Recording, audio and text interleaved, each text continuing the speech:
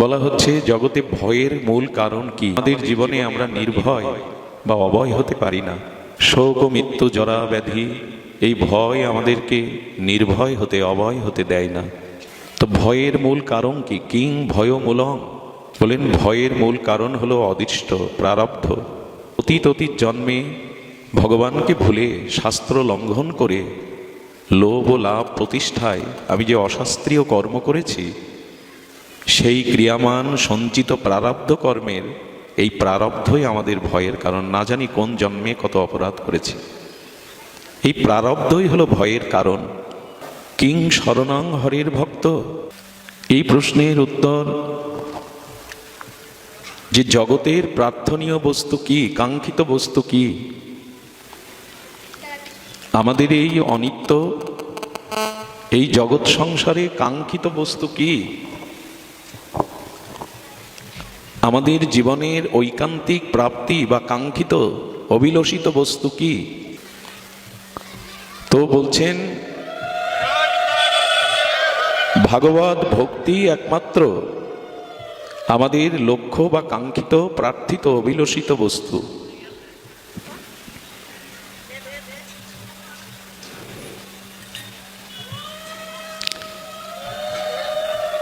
যাও তোমরা যাও, নিচে যাও, নিচে যাও, নিচে যাও।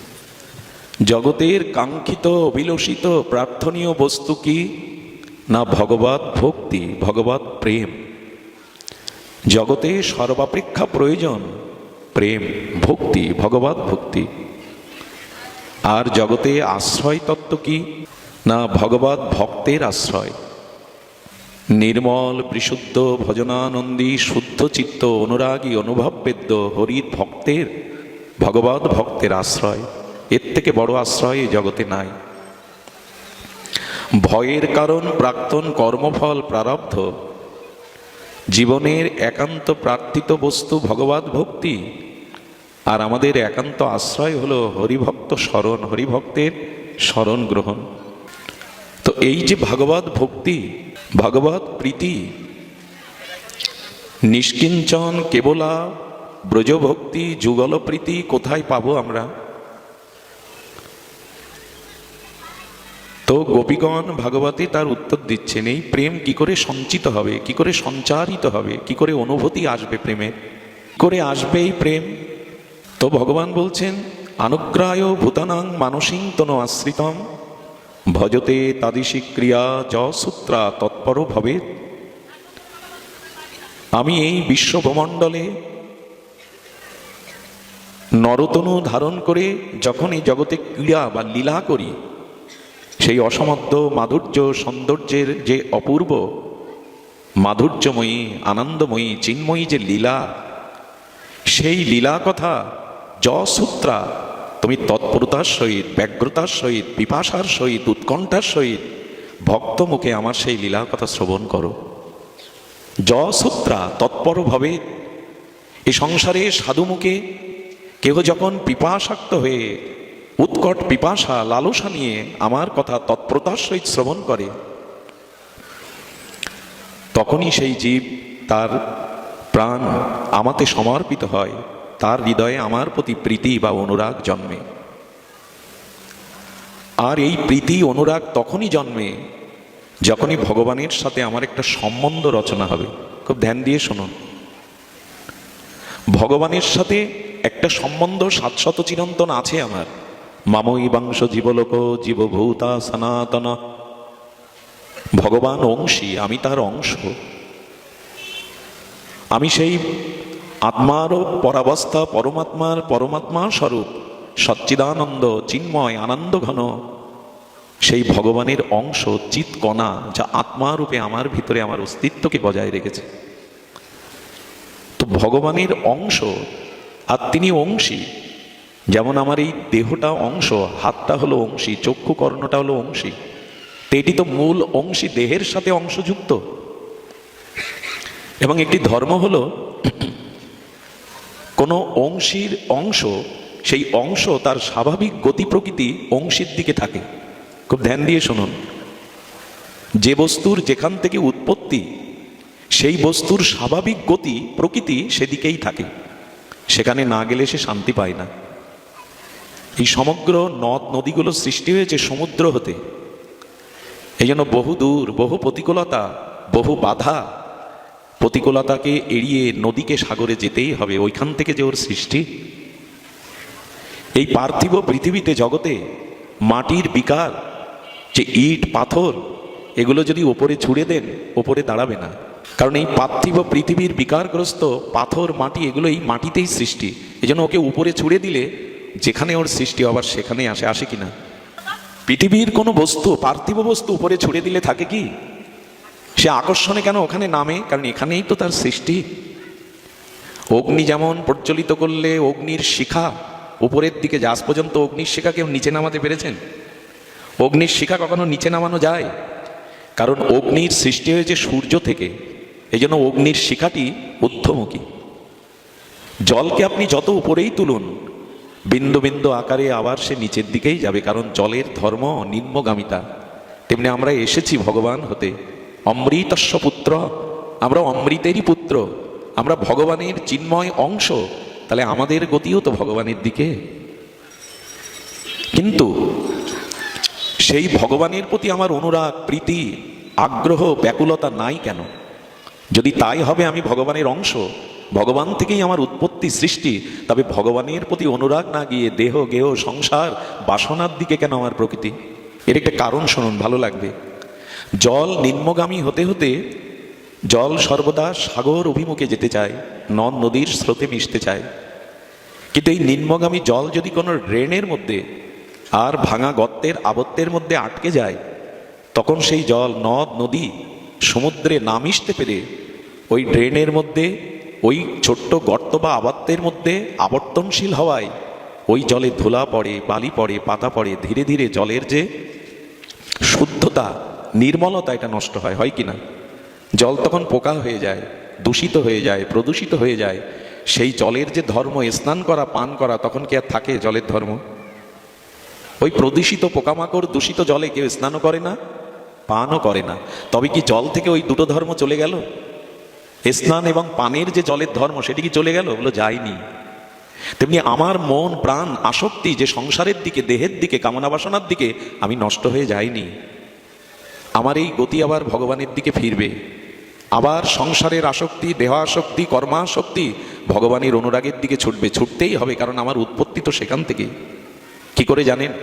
আকাশ থেকে যদি ঘন মেঘে, শ্রাবণ মেঘ যদি ঝড়ো ঝড়ো বৃষ্টির ধারা আসে, ওই বৃষ্টির ঝড়ো ঝড়ো ধারায় জলের স্রোত গিয়ে ওই ড্রেনের মধ্যে চলে যায়। ওই জলের তীব্র স্রোত, ড্রেনের মধ্যে যে জলটা পোকামাকড় দূষিত হয়ে গেছিল, ওই জলের স্রোত গিয়ে ওই গর্ত থেকে জলটাকে তুলে নেয়।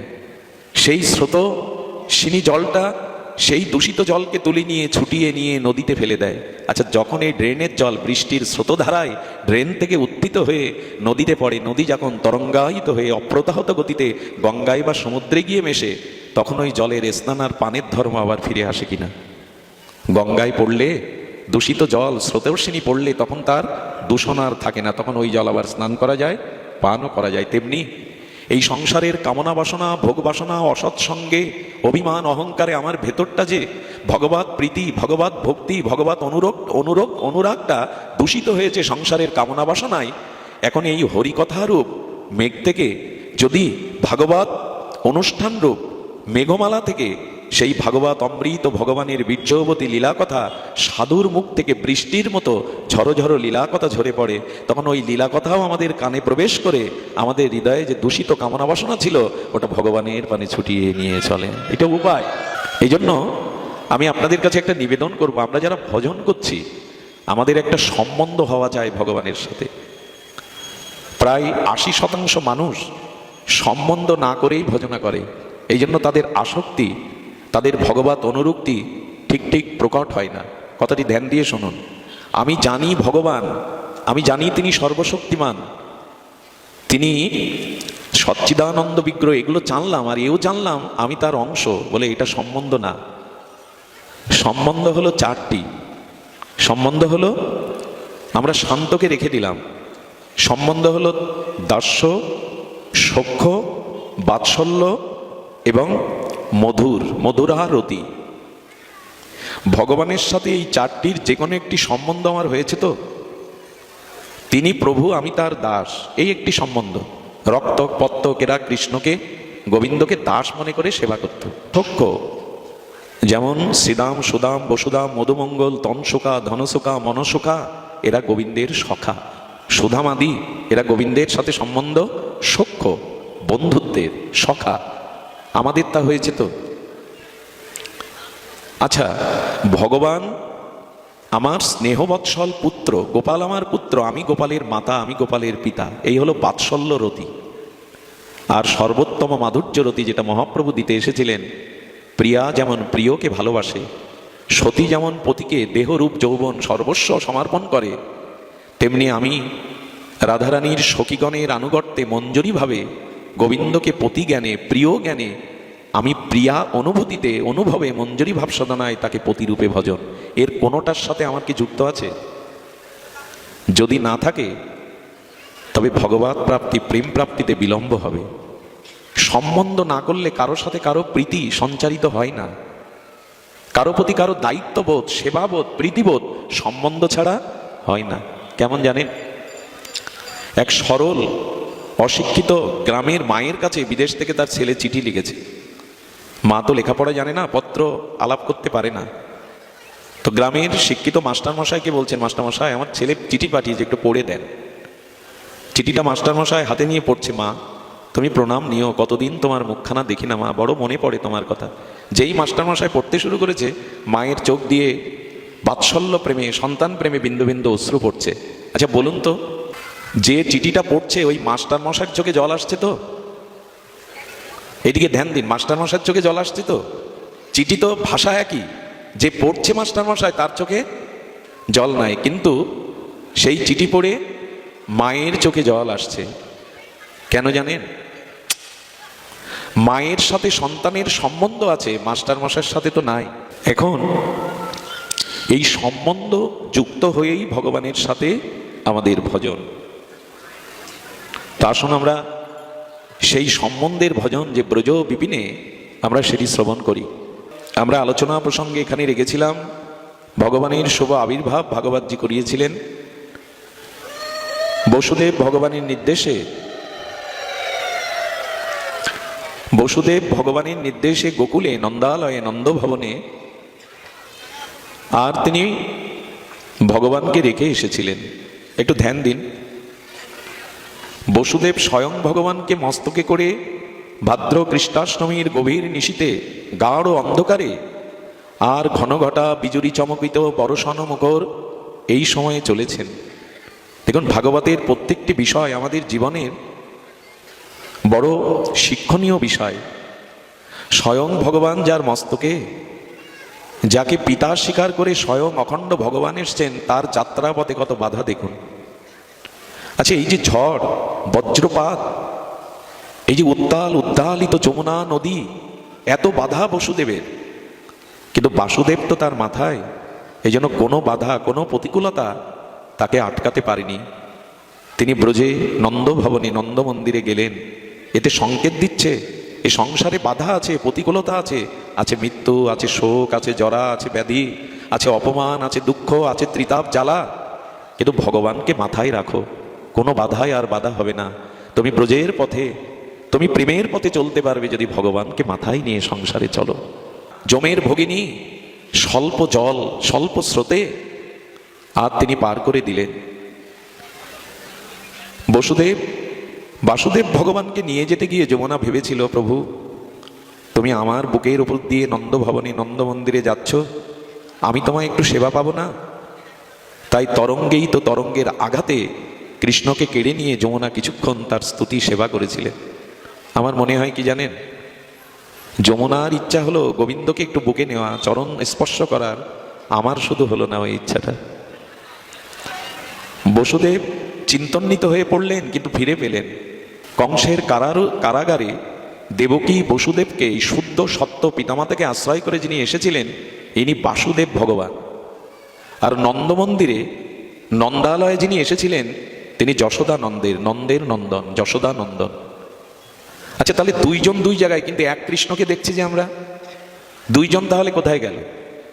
বলো, পিতা বসুদেব যখন নন্দালয়ে নিয়ে গেলেন, তখন যশোদা করে যশোদার পাশে যে নন্দের নন্দন যশোদানন্দন ব্রজনন্দ আবির্ভূত হয়েছিলেন, এই বাসুদেব ভগবান কে যখন ওখানে রাখলেন, আচ্ছা আকাশে যদি বিদ্যুৎ চমকায়, বিজুরি চমকায়, সেই বিদ্যুতের আলোটা কোথায় লুকায়? মেঘের মধ্যেই তো লুকিয়ে যায়।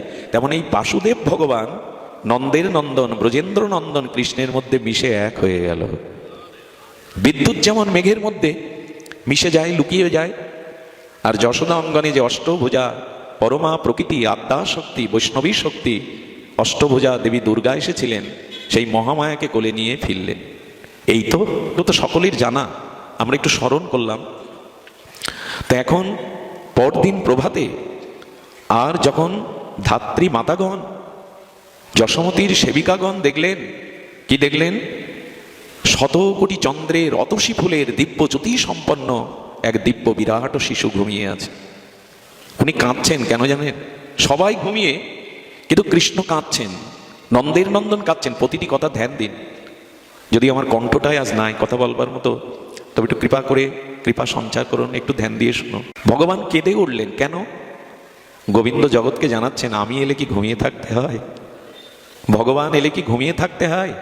ভাগবত অভিন্ন গোবিন্দ যেখানে হয় সেখানে কি দূরে থাকতে হয়? ভাগবতে আসতে হয়। ভগবান এলে কি দূরে থাকতে হয়, ঘুমাতে হয়? ওঠো জাগো, উত্তিষ্ঠিত জাগ্রত প্রাপ্য বরান অননিবেদত, ওঠো জাগো। গোবিন্দ ক্রন্দন করলেন, আনন্দের ঠাকুর প্রেমের ঠাকুর ক্রন্দন করে সবাইকে জাগাতে চেষ্টা করলেন। আমার শ্রীমান মহাপ্রভু কেঁদেছিলেন, জীব জাগো বলে গোরা চাঁদো কাঁদে। ভগবানও কাঁদেন জীবকে জাগানোর জন্য। আর যখন যশোমতী মায়ের নিদ্রাভঙ্গ হলো, প্রসূতিগণ সবাই দেখলেন অলোক বিহারী তিমির বিদারী অলোক বিহারী নহর সেই গোবিন্দের শিশু মূর্তি। তিমির বিদারী অলোক, অলোক বিহারী তিমির বিদারী কৃষ্ণ নন্দেরও নন্দন। তার মুখবদন যেন কোটি চন্দ্র জ্যোতি দিব্য প্রভায় আলোকিত হয়ে গেল। সমগ্র বৃন্দাবনের ভূমিতে যেন দিব্য গন্ধ, দিব্য বাতাবরণ, দিব্য আহ্লাদিত আনন্দে আকাশ বাতাস ভরে গেল। তিনি এলেন, তো এলো নন্দের নন্দন যশোদানন্দন, যিনি তিমির বিদারী অলোক বিহারী। তো ভগবান এলেন, প্রভাত হয়ে গেল। এই সময়টায় আজ উৎসবের দিন, ভগবান এসছে। তো সেখানে শব্দ প্রয়োগ করেছেন সুখদেব গোস্বামী, নন্দজ আত্মজ উৎপন্নে জাত আহ্লাদ মহামানা। একবারও কৃষ্ণ বলেনি, একবারও পরমাত্মা বলেনি, একবারও ভগবান বলেনি। আহায় বিপ্রাণ বেদজ্ঞান স্নাত সূচি অলঙ্কৃত। বললেন নন্দ কি আনন্দ ভায়, আনন্দ এসেছে। ভগবান বললেন না, কৃষ্ণ বললেন না, আনন্দ এসেছে। কে এসেছে? কারণ আনন্দই তো ভগবান, পরমানন্দই তো ভগবান। কেউ যদি প্রশ্ন করে ভগবান কাকে বলে, ভগবানের স্বরূপ কি, সহজভাবে বোঝাবেন আনন্দই ভগবান, প্রেমানন্দই ভগবান। আর সকল জীব তো আনন্দই চায়, তো সেই আনন্দ এসেছে।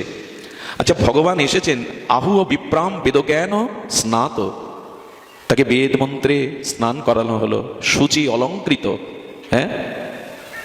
জাত আহ্লাদ, সেই আনন্দ এসেছে। সেই আনন্দকে অভিষেক করানো হলো, স্নান করানো হলো, জাতকর্ম করানো হলো। কি অদ্ভুত দেখুন। তো মঙ্গল বাড়িতে রমণীয় বস্ত্র অলঙ্কার দিতে সুসজ্জিত করে ব্রাহ্মণগণ যখন গোবিন্দকে জাতকর্ম করালেন, অলঙ্কার দিয়ে শোভিত করালেন, তখন নন্দ বাবার আনন্দ ধরে না। বৃদ্ধ বয়সে সন্তান পেলে তার আনন্দ 16 আনার উপরে 18 আনা হয়। নন্দ বাবা যেন যুবক হয়ে গেছে, আনন্দের তরঙ্গে ভাসছে। আর নন্দ বাবা প্রসন্ন হয়ে তিনি ব্রাহ্মণকে দান করছেন।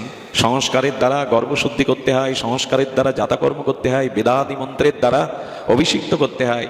আর তিনি কি করলেন? বস্ত্র অলঙ্কার গাভী স্বর্ণ ভূমি এতটা দান করলেন। সুখদেব গোস্বামী বললেন, মনে হয় বৈকুণ্ঠেও এত সম্পদ নয়, এতটা দান করলেন। দান কেন করবেন না? আর সেখানে মাগধ ব্রাহ্মণ সঙ্গীতজ্ঞ এসে আর সংকীর্তন শুরু করলেন। সেই সংকীর্তন বলিহারি গৌড়ীয় বৈষ্ণব গান লিখেছেন সেই উৎসবের, নন্দোৎসবের মহামহিমা। কি বলছেন? আনন্দময় রে বড় আনন্দময়, নন্দের মন্দিরে শ্যাম চাঁদের উদয়। গৌড়ীয় পদকর্তার বঙ্গজননীর বঙ্গভাষায় তিনি বলছেন, স্বর্গেতে দুন্দুবি বাজে নাচে দেবগণ, কি আনন্দের বার্তা। হরি হরি ধ্বনি ভরিল ভুবন। আজ দেবতারা দুন্দুবি বাজাচ্ছেন, আর হরি হরি শব্দে ধ্বনিতে জগৎ ভরে গেল। ব্রহ্মা নাচে, শিব নাচে, আর নাচে ইন্দ্র। সকলেরই প্রিয় পরম আনন্দ ঘন, প্রেম ঘন শ্রীনন্দের নন্দন যশোদা নন্দন ব্রজ জীবনের। আর এই আগমন বার্তায় আজ ব্রহ্মাদি শিবাদি নাচছেন, ইন্দ্রাদি নাচছেন, গোকুলে গোয়ালা নাচে পাইয়া গোবিন্দ। ব্রহ্মা শিব ইন্দ্রাদি দেবগণের সাথে আজ গোকুলবাসীও নাচছেন। আমাদের মন নাচছে তো? আমি আগেই বলেছি, এটা দাপার নয়, এটা ভাদ্রের কৃষ্ণাষ্টমী নয়, তবু ভক্তের হৃদয়ে যেন এখন ভগবানের আবির্ভাব হয়, এমন ভাবেই শুনতে হয় যে ভগবানের আবির্ভাব যেন এখনই হচ্ছে। চাঁদ নাচে, সূর্য নাচে, নাচে তারা, পাতালে বাসুকি নাচে হইয়া বিভোরা। আহা, বঙ্গজননীর বৈষ্ণব মহাজনের কি অভূতপূর্ব শব্দ চয়ন, শব্দের অলঙ্কার। আজ পাতালে বাসুকি নাচছে, স্বর্গে দেবতা দণ্ডবি বাজাচ্ছে, আজ ব্রহ্মা শিবাদি নাচছে, চন্দ্রও নাচছে, সূর্যও নাচছে। তারা আনন্দে, চন্দ্র সূর্য আনন্দ করছে, কিন্তু তাদের ভিতরে একটা দ্বন্দ্বও বেঁধেছে। রাত বলছে আমি ধন্য, গোবিন্দ এসেছে রাতের বেলায়। দিন তুমি ধন্য নও, তবে দিন বলছেন তুমি যেমন গোবিন্দকে রাতে পেয়েছো, আমিও গোবিন্দের স্বরূপ রামচন্দ্রকে দিনে পেয়েছি, তুমি অহংকার করো না, ভগবান আমাতেও এসেছে। এই যখন আনন্দ করছে, নন্দের মন্দিরে গোয়ালা আইলো ধাইয়া। আচ্ছা, কারো বাড়িতে যদি সন্তান প্রসব করে, সন্তান ভূমিষ্ঠ হয়, সেই বাড়ি বা আত্মীয় স্বজনের আনন্দ হতে পারে। পুরো ব্রজমণ্ডলে, মথুরা মণ্ডলে সবাই ছুটছে কেন? সবাই মিষ্টি বিলাচ্ছে কেন? সবাই আনন্দে আনন্দিত হচ্ছে কেন? এমন তো হওয়ার কথা না। আপনার পরিবারে কোনো শিশু ভূমিষ্ঠ হলো, তাতে আপনার পরিবারে আনন্দ হতে পারে, দু একজন আত্মীয় স্বজন আনন্দ করতে পারে, কিন্তু আকাশ বাতাস, ত্রিভুবন, দেবতা, গন্ধর্ব, বাসুকি, চন্দ্র, সূর্য, ব্রহ্মা সকলের সাথে সাথে ব্রজবাসী মথুরা মণ্ডল কেন মিষ্টি বিলাচ্ছে, কেন নৃত্য করছে, কেন দধিভাণ্ড ঢালছে? ওই বাচ্চাগুলি ওখানে যারা খেলছে একটু নিষেধ করুন, শব্দগুলো কানে যাচ্ছে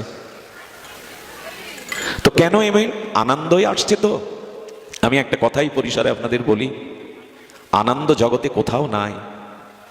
এই নিরানন্দ, অনিত্য, দুঃখপ্রদ সংসারে আনন্দ একমাত্র ভগবানে, আনন্দ একমাত্র ভজনে, আনন্দ একমাত্র ভক্তিতে।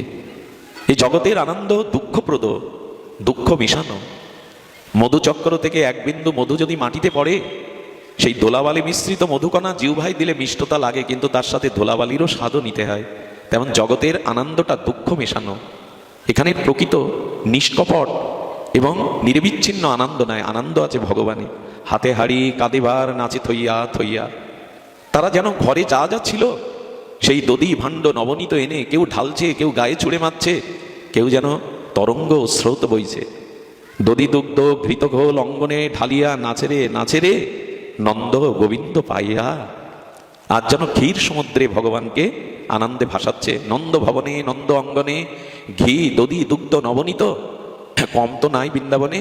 সব যেন ক্ষীর সমুদ্রের মতো শ্বেতশুভ্র হয়ে, মনে মনে ওইখানে একটু কল্পনা করুন, ওইখানে আপনিও পৌঁছান মনে মনে অনুভূতিতে, যেন ভরে গেছে।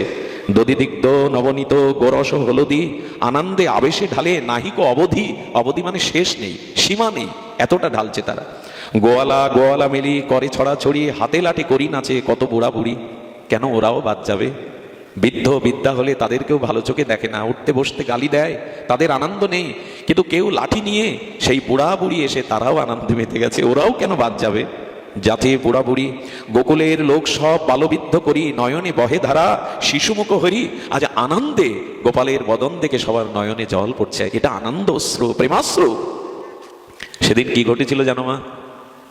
আমার শ্রী গোবিন্দের শিশু বদনটা দেখে যেসব মায়েদের, অনেক বৃদ্ধ মাও বয়স হয়ে গেছে, কিন্তু যারা গোবিন্দের বদন পানে একবার চেয়েছে, সেই মাতৃভাব হৃদয়ে উদয় হয়ে তাদের স্তন থেকে দুগ্ধ খুঁড়ে যেতে লাগলো। আহা, ভগবানের কি মহিমা!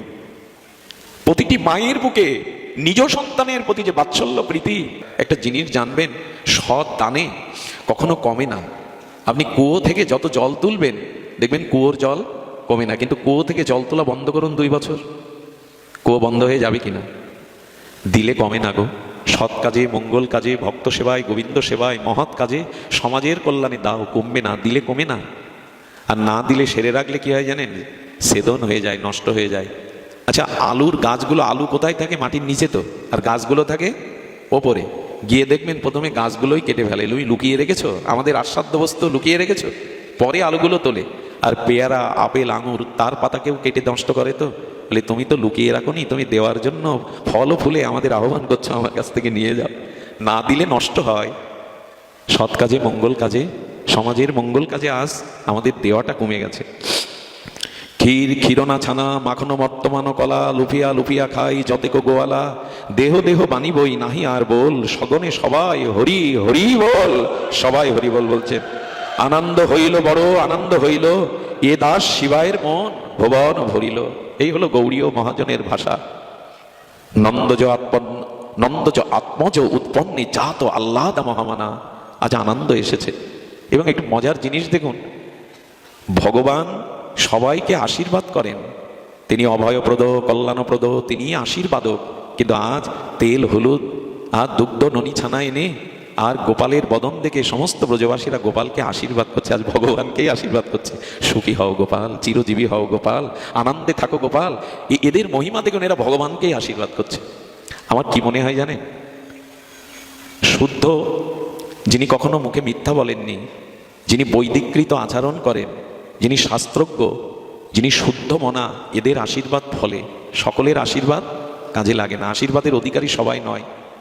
একজন ছিলেন ভগবানের ভক্ত, তিনি মন্দিরে গিয়ে রাম সীতাকে আশীর্বাদ করে আসতেন।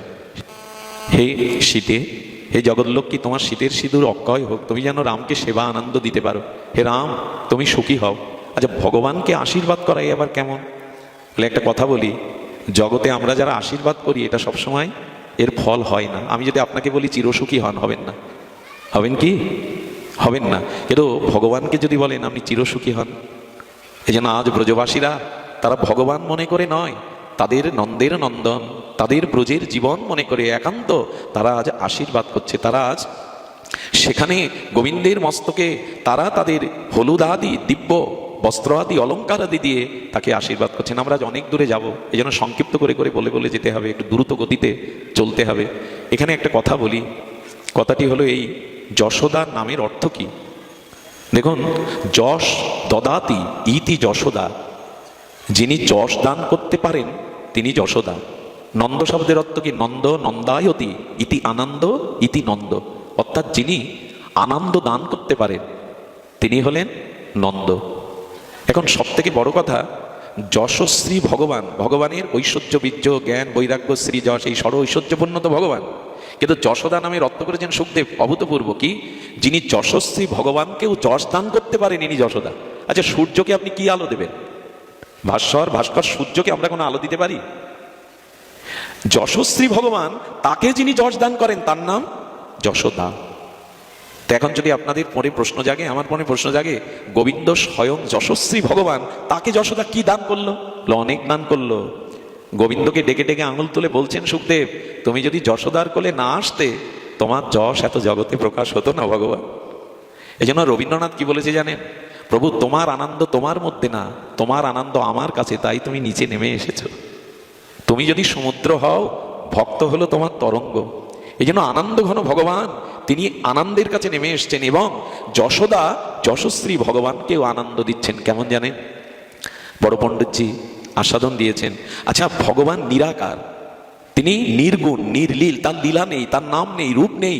নির্বিশেষবাদীরা যাকে বলেন নির্বিশেষ তত্ত্ব, সেই নির্গুণ নির্লীল নির্নাম ভগবান, তো যিনি যার রূপ নেই তাকে আর যশোদা অপরূপ রূপ দিলেন। এটা যশ না? ধ্যান দিয়ে শুনছেন তো? যার রূপ নেই, নিরাকার, তাকে আজ আকার দিলেন। যার রূপ নেই তাকে অপরূপ রূপ দিলেন। যার নাম নেই তাকে শতনাম না সহস্র নাম নির্দি দিলেন। যশোদা যদি না কোলে তোমায় আনত ভগবান, তুমি যদি যশোমতির করে বাৎসল্য প্রেমে না আসতে, যশোদানন্দন তোমার নাম হতো না, দামোদর তোমার নাম হতো না। হতো কি?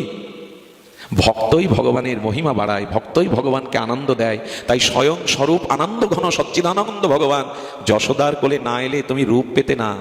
যশোদার কোলে না এলে তুমি যশোদানন্দন ব্রজেন্দ্র নন্দন এই নাম পেতে না। তোমার শতনাম সহস্র নাম হতো না ভগবান। তুমি তো নিরাকার নির্গুণ ছিলে, আর তোমার কোনো লীলা ছিল না, কিন্তু যশোদার কোলে এসেতই তো তোমার লীলা। এই জন্য যশস্বী ভগবানকেও যিনি যশ দান করেন তিনি যশোদা।